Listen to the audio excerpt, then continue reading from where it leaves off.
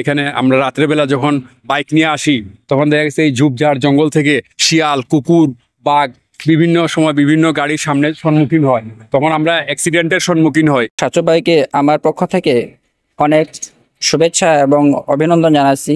তিনি মানুষের প্রতি এবং আমাদের প্রতি অনেক কিছু করেছেন এবং সাধারণ জনগণের প্রতি অনেক কিছু করে। খুব ধন্যবাদ জানাই আমরা চাচ্চুরে, মানে যে কাজটা করছেন এটা আমার খুব একটা ধন্যবাদ। মানে সাপটা হল লাগে রাস্তাতে, মানে সাইডে দিয়ে, মানে সাইকেলটা যখন ওভারটেক করে, গাড়ি ওভারটেক করলে মধ্যে অ্যাক্সিডেন্টটা বেশি বাড়ে, এটার লাগে মানে খুব ধন্যবাদ জানাই তাহলে।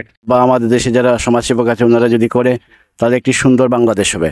এরকম মন মানসিকতা যে সাচ্চু ভাইয়ের, এরকম মন মানসিকতা ব্যক্তি জনপ্রতিনিধি হওয়া দরকার বলে আমি মনে করি। ওনার জন্য শুভকামনা রইল।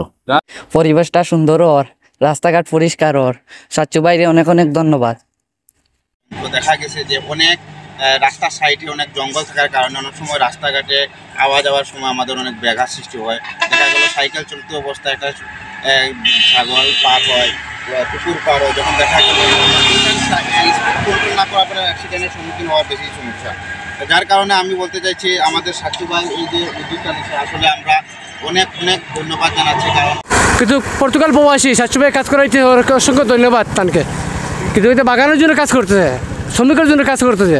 আগামীতে চেয়ারম্যান আমাদের সাচ্চু।